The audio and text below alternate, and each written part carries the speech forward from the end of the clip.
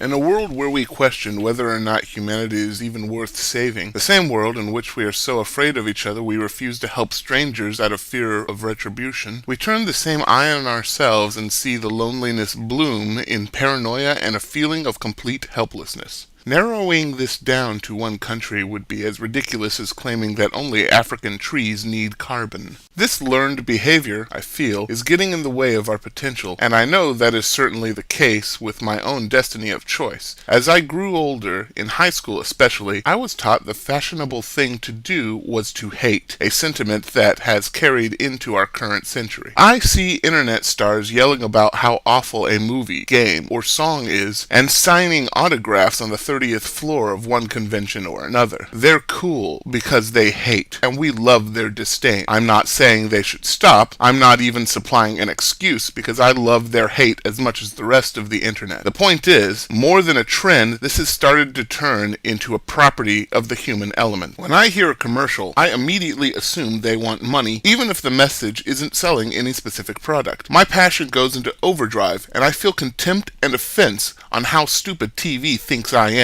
They use methods of guilt trips with their visions of broken children in Ethiopia and their abused cats and dogs at the local pound. Ask my wife and she'll tell you that once a commercial hits the TV, the best thing to do is to hit the mute button. The truth of the matter is, my disdain for advertisements makes me turn a blind eye towards the suffering of broken children and abused cats and dogs. I fear strangers, as do you. And what have they ever given me? Why should I do anything for them? Who in their right mind would fall for such an obvious ploy to separate fools from their money? The answer is, of course, those people who still remember what the real power of humanity is. A power that philosophers, psychologists, and statisticians all know or are finding out, but one that every human knows deep down. Community. Dare I use the word synergy, because that's the best description for it. When two or more humans work together, they create something bigger than themselves. They form companies that can fight hunger, build a worldwide connection, reach beyond the sky, stretch lifespans, save heroes, discover the secrets of the universe, create near magical tools unheard of 20 years before, wipe out plagues, save entire species, build the awe-inspiring, innovate, improve, achieve, and literally move mountains just after they climb to the peak. In retrospect, in high school, I realized that under the oppressive taunts and bullying, and stronger than lessons of economic or social studies, I was taught to be alone. I was then, as I am now, in need for that connection with other people, the one that makes me powerful, that community that makes me more than what I am. Is humanity worth saving? I'm too jaded to say yes, but I feel that somewhere when we get together, we might be. Because if we're so afraid of one another we feel humanity must die off, then we waste time and breath by continuing to exist. To anyone who asks if life's worth living, remember that bad news sells, because it is fashionable to hate. But for every story told about rapists and murderers, there are 20 untold stories of kindness they think you're too stupid to understand. Naivety is dangerous, sure, but so is cynicism.